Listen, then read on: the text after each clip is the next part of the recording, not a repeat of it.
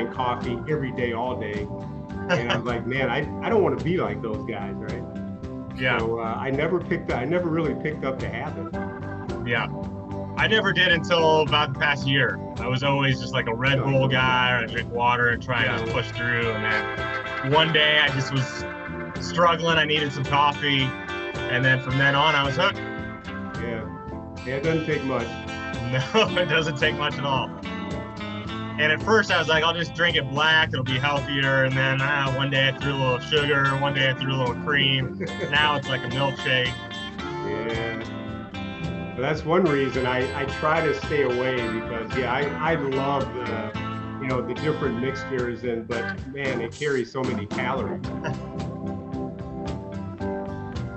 That is true. All right, I have copied the link on the Facebook and the LinkedIn, sharing the link. We are recording, we are streaming, we are live. Ben, it is over to you. All right. Well, hello, and thank you for joining us. This is Virtual Coffee with Ben. My name is Ben Blackman. I am the Director of Development for Ridge. That's Royal Innovation Design Group. It's a group of innovation consultants based in St. Petersburg, Florida. Before we get started, I'd like to encourage you once again to go to the Ridge YouTube page. You can also go to our Facebook page to like our content, share our content with everyone that you know. You can also schedule your own Virtual Coffee with Ben session where we can talk about all the ways that Ridge can help your organization to strategically plan for the future, to innovate more effectively, and to create a strong culture for your employees. That's what we talk about on this web series. And this morning, I'm very, very excited to introduce our guest. His name is Dr. Byron Clayton. He's the Executive Director of Tampa Bay Works, and he is here to share his insights on how to grow regional economies. Of course, I'm joined, as always, by Jorn Oppelt, the Director of Creativity and Innovation for Ridge. Good morning to you both. Thank you for joining me, Byron. Now, after spending many years traveling all across the country, Cleveland, Baton Rouge, Pittsburgh, you finally ended up in Tampa. You recently moved to the area and you joined Tampa Bay Works as the executive director. Aside from being closer to Jorn and I, what was it that drew you to Tampa? And what can you tell us about this role at Tampa Bay Works? Can you tell us a little bit about the organization and what your goals and missions are? Yeah, so first of all, thank you for having me. This is I'm really looking forward to our conversation. Yeah, so it's kind of interesting. I was in Louisiana. I was running an organization, and part of our assets, we had a 45,000 square foot technology incubator. And so the state often used us as a soft landing for important companies that they had attracted to our area, to our state. And so one of those companies was threatening to leave. And so, and they had targeted Tampa. And so the state asked me to talk to them, find out why were they moving and see if there was anything that we could do.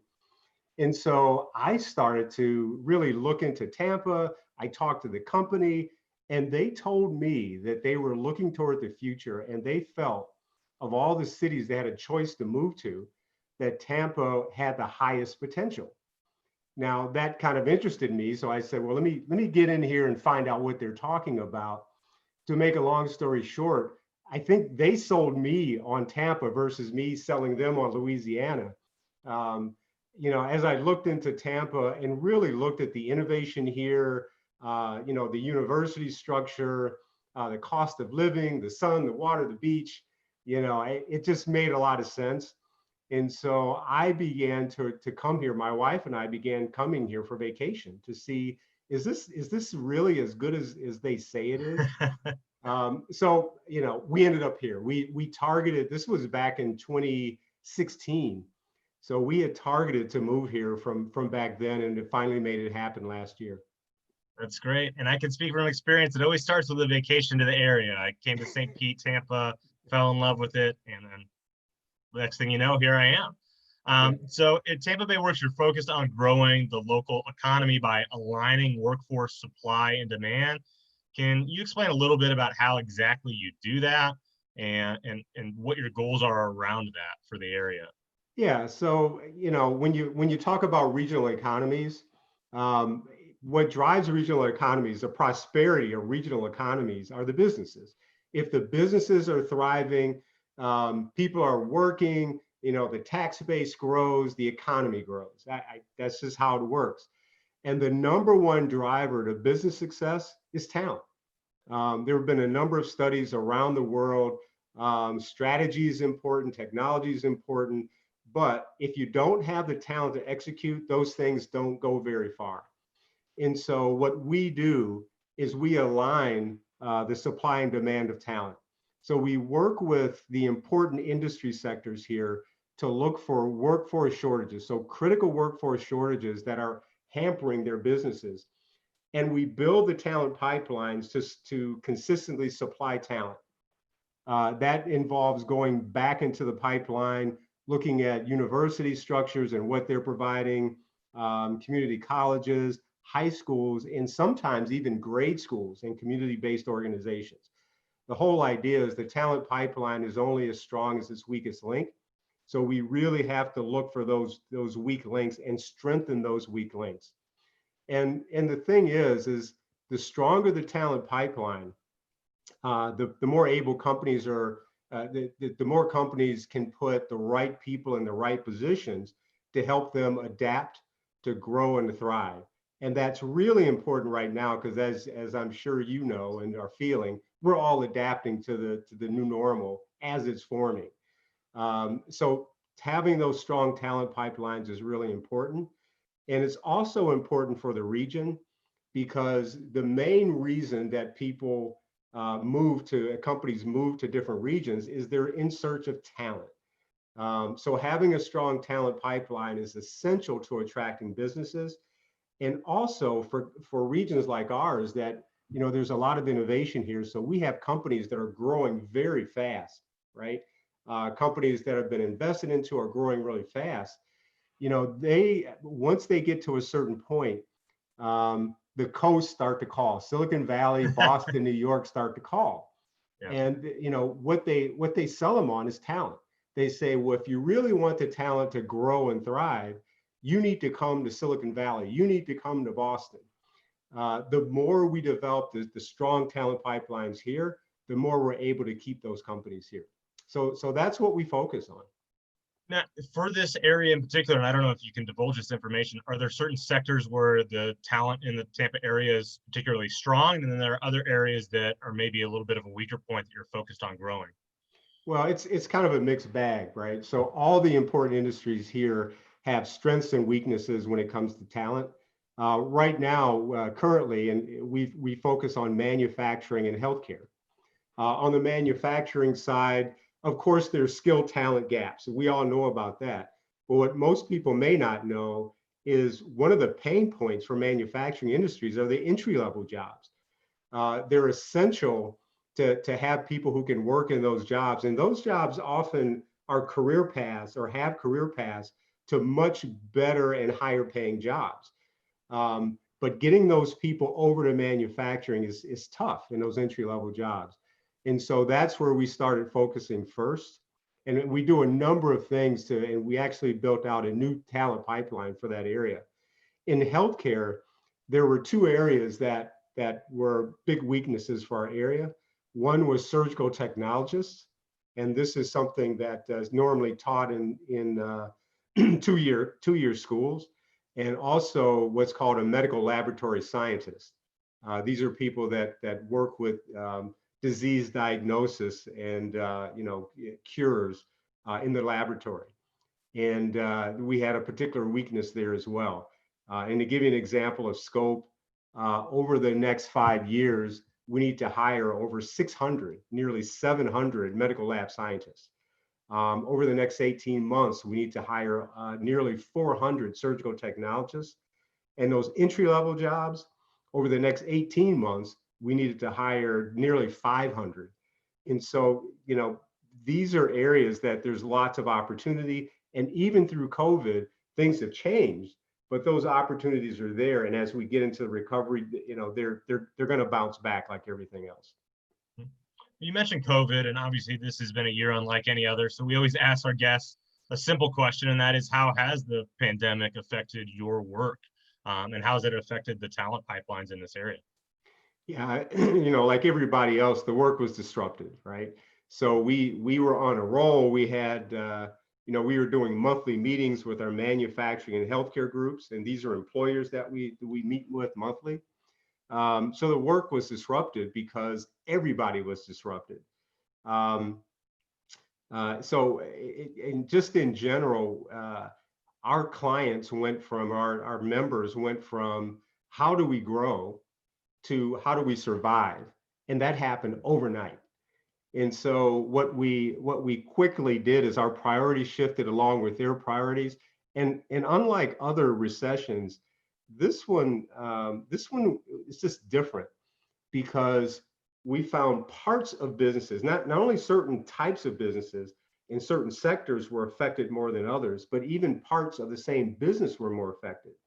So to give you an example, one of our manufacturing companies, they serve different types of industries. Well, they make ventilator parts, right? So you can imagine that part of their business went through the roof, right? They also supply the commercial aircraft industry. Well, we know what's going on there, right? Yeah.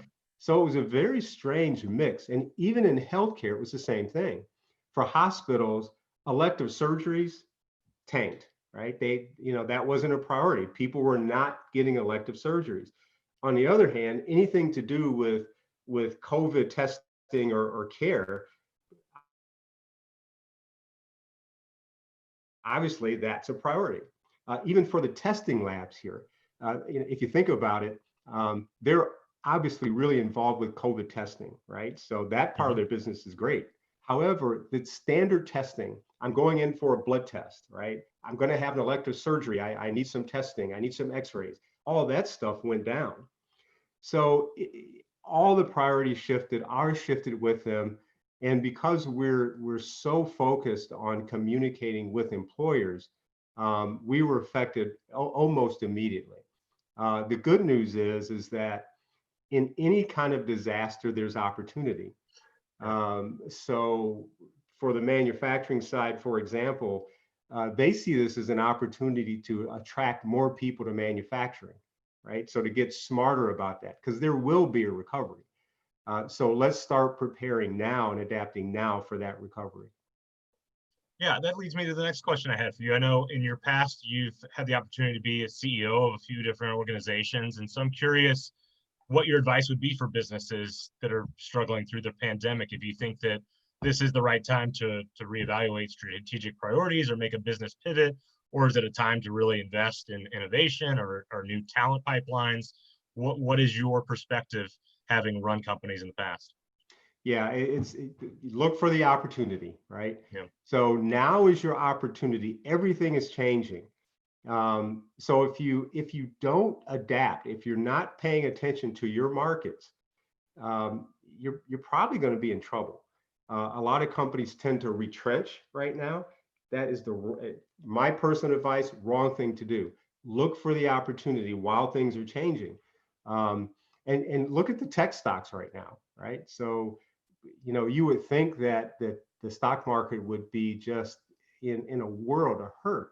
But what you're seeing is a bounce back, and that's because some of the tech companies see this as an opportunity, and some of the investors, and they're taking advantage of that. And that only helps, right? It helps put people back to work. It helps drive, economies up and regions up, and put, and people's personal fortunes. So it's really important to find those opportunities. Depend on the talent that you have to take advantage of those opportunities and grow your company. One of the things that I've been paying a very close attention to what experts think about, what the recovery is going to look like.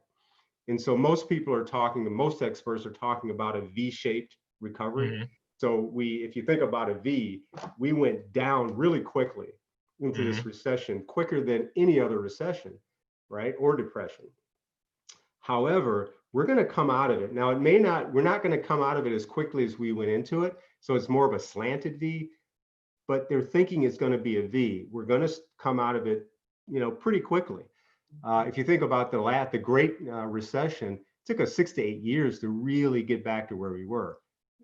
You know, it doesn't appear that that's going to be the case here unless a lot more bad things happen. So, you know, my advice to everybody, including myself, look for those opportunities, think out of the box, make sure you've got the talent to execute, and go for it. Great advice. If you're just joining us, you're watching Virtual Coffee with Ben. I'm Ben Blackman, Director of Development for Ridge. That's Royal Innovation Design Group. I'm joined today by Dr. Byron Clayton. He's the Executive Director of Tampa Bay Works. Also joined by Jorn Oppelt, our Director of Creativity and Innovation. Again, you can go to our YouTube channel to like and subscribe to all of the content, our Facebook page as well. Stay tuned for more conversations like this one. We're having them every Wednesday morning.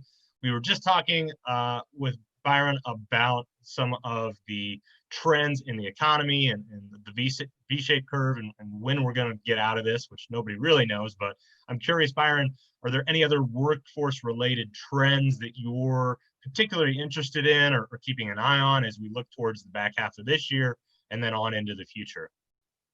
Yeah, you know, one of the trends that's been developing over the last several years, especially in certain industries like the IT sector, information technology sector, has been the move away from experience-based hiring more towards competency-based or behavior-based hiring, right?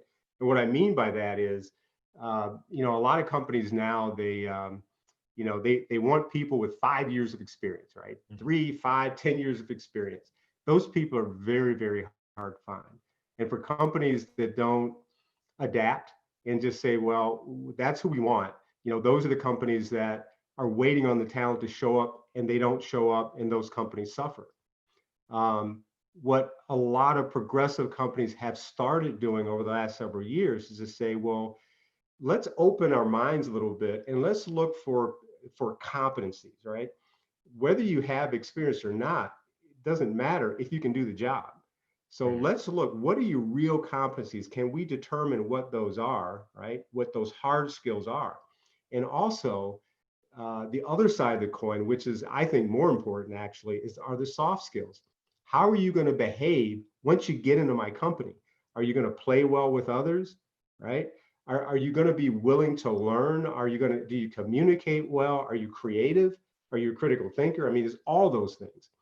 So what companies have started to do is to really focus on competency and behavior-based hiring. What I expect is, because when the recovery comes, it's going to move really quickly, especially for those companies that are thinking out of the box. But what it's going to take is to have the right talent in the right places to execute. And so I suspect that it's going to accelerate that trend more towards the competency-based and behavior-based hiring. And that's because it's going to be about, what can you do for me now? You know, it's great if you've got credentials and letters behind your name, but I don't have time for you to settle into the job. We need to take advantage of what's happening right now. So what can you demonstrate? How can you demonstrate your skills, you know, your hard and soft skills, so that I know you can really perform as we need it. So that's what I expect that we're going to see more of. Interesting that you mentioned that, because that's something that we're hearing a lot from the clients that we deal with in terms of hiring for behavioral skills and those soft skills. And that's an area where Jorn spends a lot of time working on communication styles and things like that. So I wanted to bring Jorn in and allow him to ask a question of you if he has one. Yeah, I mean, I'm go back to what you were talking about, this kind of evolving pipeline of talent, and going back to even the grade school level. I mean, to me, now that's a decade before they even get out into the workplace. So, have you ever run into a situation where you have filled a pipeline, looked for a specific type of talent, and then all of a sudden the market or the technology or the industry has changed, and we don't need that anymore, right? Because it's a time thing. Yeah, so you're describing advanced manufacturing, right? It's moving really quickly.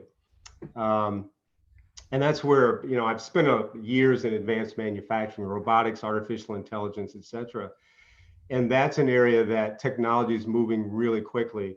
There's a study that MIT did a few years ago that talked about, they were looking at kids that were in grade school, and they said 65% of those kids are going to be employed in jobs that don't exist yet, right? So, how do you even deal with that? Well, you deal with it with the basics, and it's making sure that you are looking toward the future, and you're making sure for technology, it's making sure that kids understand, the STEM part of things, right? Science, technology, and engineering and math, right? Um, so it's getting them involved in robotics clubs and letting them be aware of different types of careers, getting them involved in programming, computer programming clubs. There's all kind of things that are out there right now that are really important for kids, and it builds that pipeline so that they're ready with those skills. On the other side of that, it's making sure they can work in teams, right? So it's building up their communication skills, their soft skills. Again, a lot of things out there that can help build that pipeline. Now, one of the things that the reasons for going back there, those are your future rock stars. So, there's lots of universities and companies working on technologies that will appear, 5, 10, 15 years from now. That's great. But what about the talent that you need for those types of technologies? You need to be developing those as well. We learned a great lesson in manufacturing, which was, when the manufacturing started to go down in the 70s, parents start to tell their kids, don't go into manufacturing, right? You're going to get laid off and all this kind of stuff. It's dirty, it's dangerous, it's dull. Don't do it, right? That kind of passed along to schools and, grade schools and high schools. High school shop classes went away, right? So a lot of those basic skills. So it was an erosion of the pipeline, right? That beginning part of the pipeline. So what does that mean now? It means now we can't find the people we need with those skill sets. So the way to get that back is you build that bottom part of the pipeline. And that's why that's so important. So, as a dad, and I don't know if you're a father or not, but I have an 8-year-old, one of two kids, who's always playing Minecraft. And, so this is a bit of a digression, but, I read a study one time where there were two apps that were rated the highest and most effective apps that help kids learn how to learn. And Minecraft was one of them.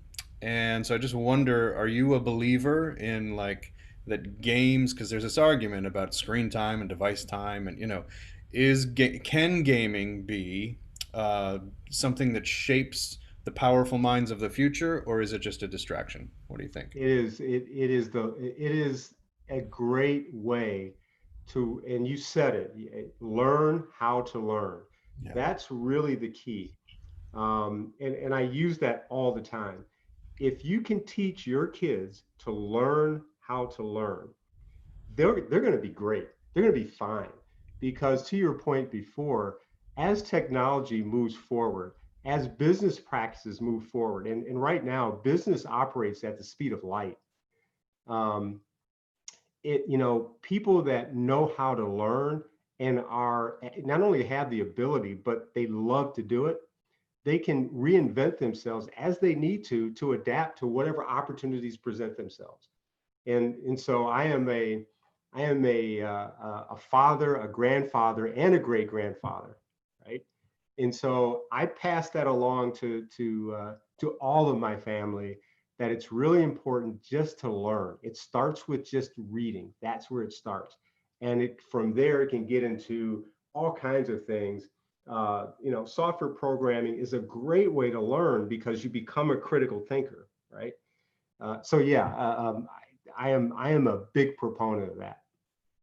That's great. Well, I will say that you're the youngest looking great grandfather I've ever seen in my life. So kudos to you on that, Byron. Before we leave, where can people go to find out a little bit more about the work that you and your peers are doing at Tampa Bay Works? Yeah, so just go to tampabayworks.org.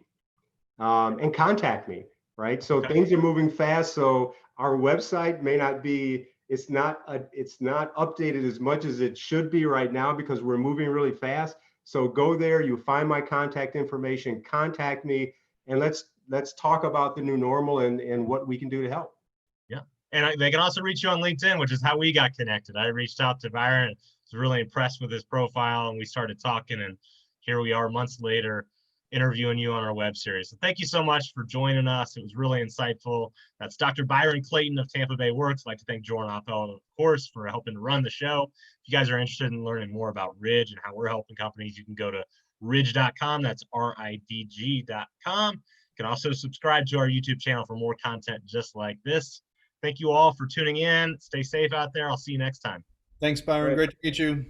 Bye-bye. Yeah, this was great. Thanks a lot. Bye, everybody. See you, Byron.